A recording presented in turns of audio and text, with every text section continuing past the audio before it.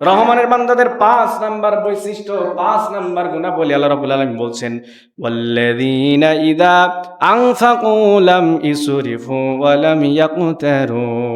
তারা যখন ব্যয় করে তখন তারা অপচয় করে না, আবার কৃপণতাও করে না, বরং মধ্যম পন্থা অবলম্বন করে। মধ্যম পন্থা। আল্লাহ বলছেন, কুলু ওয়াশরাবু, তোমরা খাও পান করো, ওয়ালা তুসরিফু, আর অপচয় করো না। ইন্নাল্লাহা লা ইউহিব্বুল মুসরিফিন, নিশ্চয় আল্লাহ রাব্বুল আলামিন অপচয়কারী বান্দাদেরকে অপছন্দ করেন। লা ইউহিব্বু, তিনি ভালোবাসেন না। তাহলে রহমানের বান্দার অন্যতম একটি গুণাবলী, এটা আমাদের জীবনে বাস্তবায়ন করা দরকার।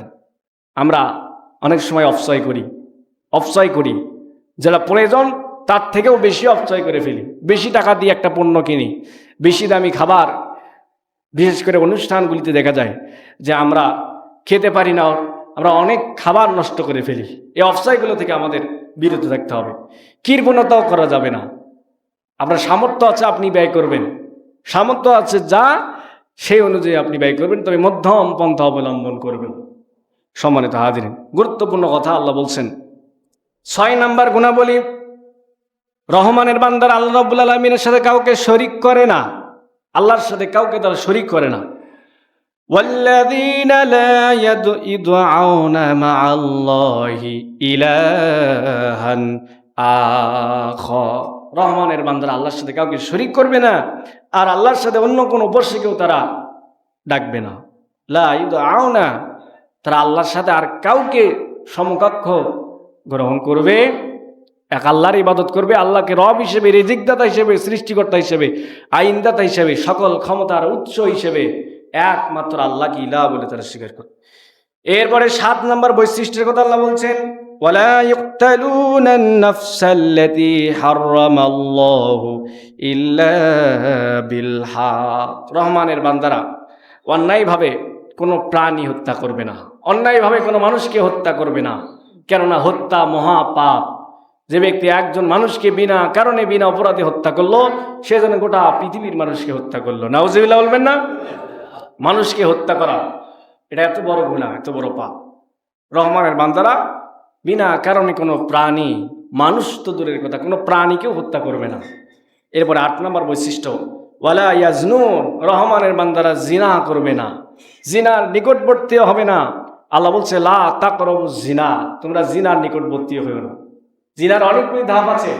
চোখের জিনা, চোখের জিনা হলো দেখা। এরপরে হাতের জিনা, হাতের জেনা হলো হাত দিয়ে কোনো কিছু স্পর্শ করা। পায়ের জেনা, পা দিয়ে জিনার দিকে ধাবিত হওয়া। কানের জেনা, কান দিয়ে অশ্লীল কথা, জিনার কথা শ্রবণ করা। জবানের জিনা, জবান দিয়ে অশ্লীল কথা, যে কথাগুলো বললে জিনার দিকে ধাবিত হয়, এটা হলো জবানের জিনা। সম্মানিত হাজিরিন, আল্লাহ বলছে রহমানের বান্দা তো তারা, এই 12টা গুণ যদি আপনি অর্জন করতে পারেন, আল্লাহ বলছেন ওই ব্যক্তিকে আমি আল্লাহ জান্নাত দেব। 12টা গুণ যদি অর্জন করতে।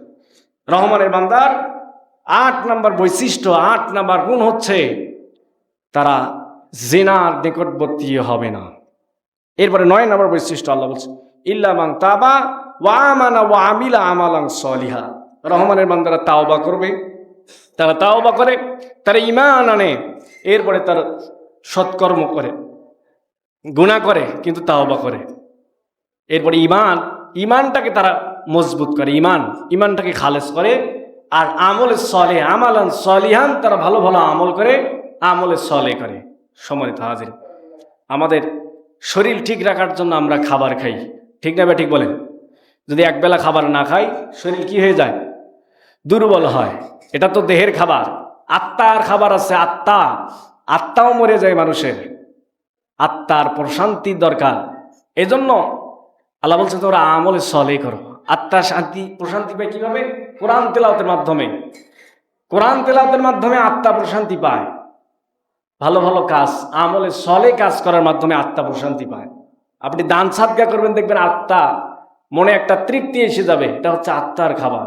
এজন্য শুধু শারীরিকভাবে বেঁচে থাকলে হবে না, আমাদের আত্মাকে আত্মার খাবার দিতে হবে। বেশি বেশি কোরআন পড়বেন, হাদিস পড়বেন, জ্ঞান অর্জন করবেন, আমলে সলে করবেন, এরপর আল্লাহর রাস্তায় দান করবেন। আমলে সলে যত কাজ আছে সবগুলোকে আমলে সলে বানানো সম্ভব যদি নিয়তটা ঠিক থাকে, ইখলাসের সাথে যদি আপনি করতে পারেন। সম্মানিত উপস্থিতি, এরপরে 10 নম্বর রহমতের বান্দার গুণাবলী হচ্ছে ওয়াল্লাযীনা লা ইয়াশহাদুনা যুর। রহমানের বান্দারা মিথ্যা সাক্ষী দেয় না। মিথ্যা সাক্ষী খুবই ভয়ানক জিনিস। মিথ্যা সাক্ষী বানিয়ে সাক্ষী তৈরি করা, এরকম নিয়ম নীতি আমাদের সমাজে আছে না নাই? মিথ্যা সাক্ষী দেওয়া আছে না? রহমানের বান্দারা মিথ্যা সাক্ষী দেয় না। 11 নম্বর গুণাবলী ওয়াইযা মাররু বিল্লাগবি মাররু কিরামা। যখন তারা অনর্থক বিষয়ের পাশ দিয়ে যায় তখন তারা মর্যাদার সাথে সেখান থেকে চলে যায়। অনর্থক বিষয়ে মুমিন নাই, অনর্থক কাজে মুমিন নাই। আমরা তো অনর্থক সময় নষ্ট করি, অনর্থক আজেবাজে কাজে সময় দেই। রহমানের বান্দারা এই কাজগুলি থেকে বিরত থাকে, এগুলি থেকে দূরে সরে যায়, নিজের সম্মান নিয়ে ব্যক্তিত্ব নিয়ে দূরে সরে যায়। তাদেরকে যখন তাদের রবের আয়াত শুনিয়ে দেওয়া হয় তখন তারা বধির এবং অন্ধের মতো আচরণ করে না। আল্লাহর আয়াত যখন তাদের সামনে আসে তখন তারা মনোযোগ দিয়ে শোনে। মনোযোগ, তারা বোবা নয়, তারা অন্ধ নয়। এইটা মাথায় রেখে তারা হচ্ছে আল্লাহর এই আয়াতগুলি তারা মনোযোগ দিয়ে শ্রবণ করে এবং এই আয়াতগুলি তারা মেনে নেয়। এটা হচ্ছে রহমানের বান্দার 11 নম্বর গুণাবলী।